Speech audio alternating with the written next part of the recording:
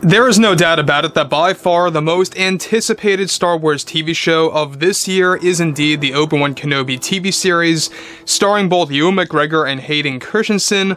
Alongside that, we have 2023's Ahsoka Tano TV show that is going to bring in Grand Admiral Thrawn, Sabine Wren, and Ezra Bridger in the mix. This is Mike Zero. Make sure to subscribe if you are new to the channel for future Star Wars updates. Also, by the way guys, make sure to drop a thumbs up on this video to support the channel. I thank you all so very much for the kind support. It is greatly appreciated. Now, we are currently in a very exciting time for Star Wars. We are just a couple of weeks out from the Obi-Wan Kenobi TV show debuting on May 27th. Which, by the way, I must add that on May 27th, we are going to be getting 2 chapters in one day, in case you guys were unaware. That is a part of Disney's marketing technique, given that they did delay the series by 2 to 3 days, and they wanted to make it up to the fans, essentially. So, on top of all of this, one thing that a lot of fans have been very much curious about is exactly what's going on with Favreau and Filoni's take on a lot of the Star Wars lore, such as Star Wars Legends that is going to be revived, as well as a lot of deleted scenes for The Rise of Skywalker, many of which are going to be made canon in a new cut of Episode 9 that we talked about for almost a year now.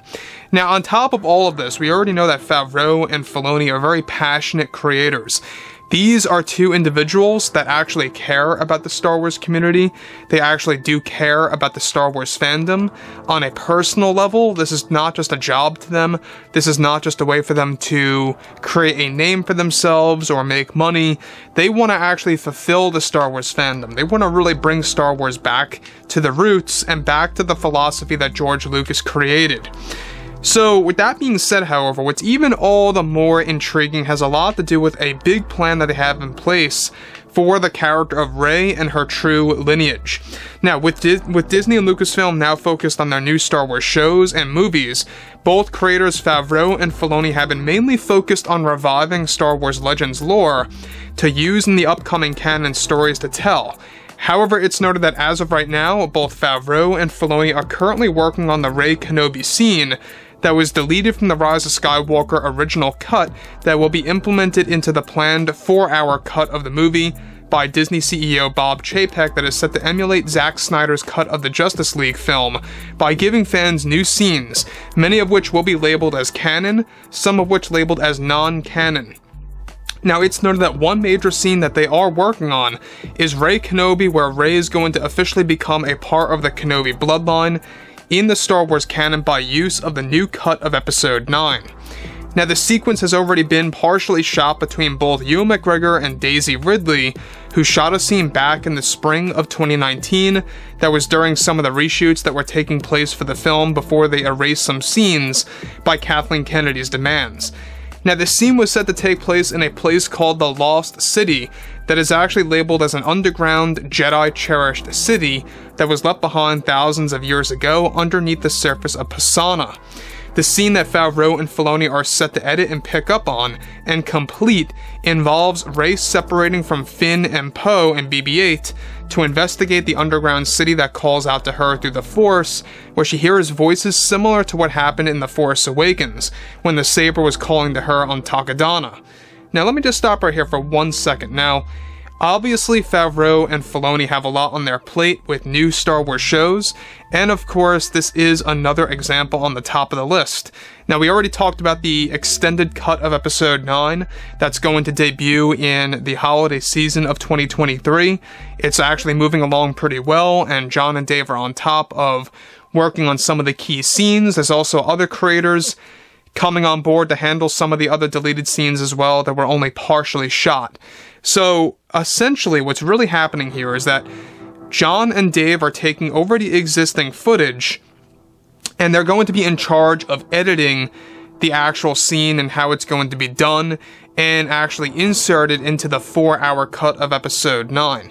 Now, we can never forget what Daisy Ridley told us, the fans, is that there was so much footage that was left over from Episode 9 that they could have made it into 2 parts. Even Chris Terrio said that he would have loved to have made Episode 9 into a 2-part movie. There was just so much leftover material to work on that they really could have done, you know, an episode 9, part 1 and part 2 if they really wanted to do that.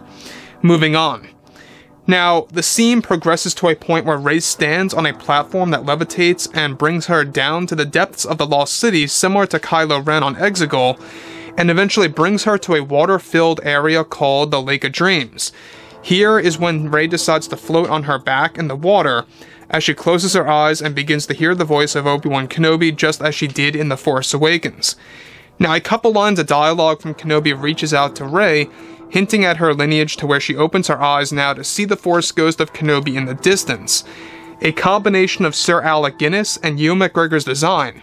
Lucasfilm originally used Ewan McGregor as a stand-in to actually use CGI elements of Alec Guinness's facial features onto him. Here, fans get an original version of Obi-Wan Kenobi that is quite the same as Guinness, but different in some areas. This is where Kenobi assures Rey that she is actually a part of this lost grandchild of his, that he has actually been trying to reach out to her throughout the Force for years. The scene is rather brief yet powerful and about the same length, if not a tad longer, than when Luke talks with Yoda in The Last Jedi. Now, Kenobi warns Rey that she holds a terrible darkness but also holds great light to combat the dark. This is in reference to her being a combination of Palpatine and a Kenobi in the actual film. Something that Kathleen Kennedy did not want to actually use in the final cut of the movie. Now, here's the deal about all of this, is that we already know that everything related to Disney Star Wars under Bob Iger and under his way of actually, you know, telling Kathleen Kennedy to do or giving Kathleen Kennedy power, at the end of the day, it was all really rooted to Bob Iger.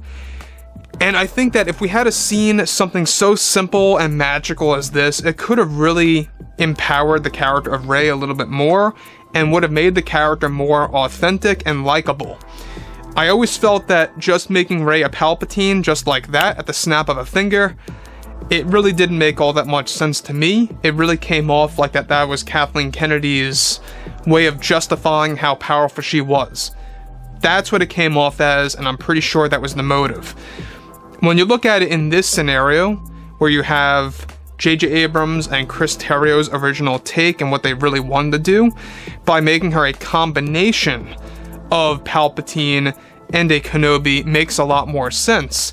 It kind of also answers the overall question as to why did Rey immediately know how to use the Jedi mind trick subconsciously in The Force Awakens, where she tells that stormtrooper to do by, of course, you know, unlocking the restraints.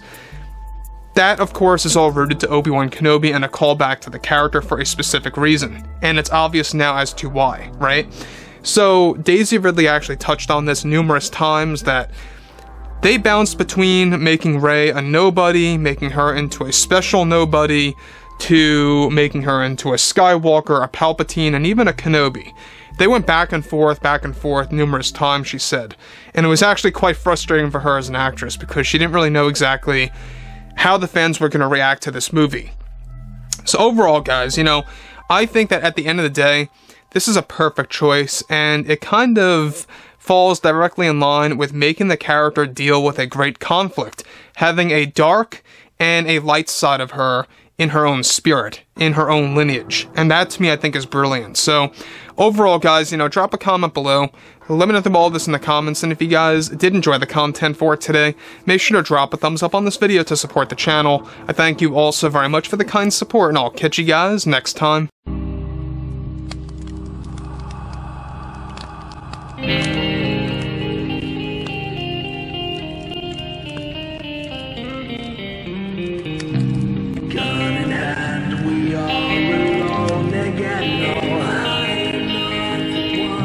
From nights in the